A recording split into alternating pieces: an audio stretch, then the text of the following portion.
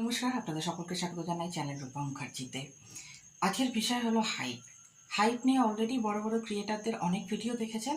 আজ আমি অতি সংক্ষেপে আপনাদেরকে বলে বোঝানোর চেষ্টা করছি কি করে যারা ছোট ইউটিউবার আছেন বা বাকিরাও যারা আছেন কি করে নিজের ভিডিওর তলায় কমেন্ট সেকশনে সাথে হাইপ অপশানটি যোগ করবেন।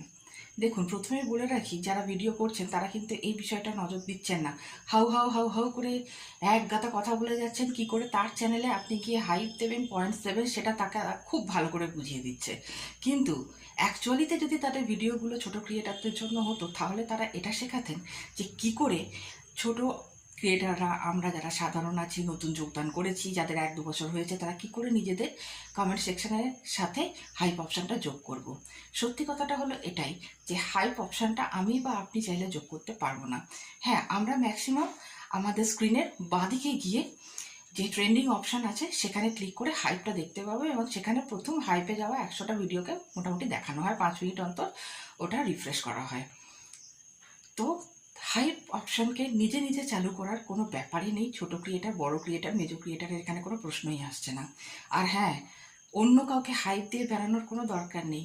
নিজের চ্যানেলে আগে দেখুন হাইপটা চালু হচ্ছে কি হচ্ছে না। কদিন ইউটিউবকে সময় দিন, এগুলো এখনও মোটামুটি বেটা ভার্সানের দিকে থাকে, তাই এগুলো সবাই পাই না। আমরা যারা নতুন আছি, আগে দেখুন আপনার চ্যানেল কটা হাইপ পাচ্ছে, কটা পয়েন্ট আপনি রোজগার করতে পারছেন।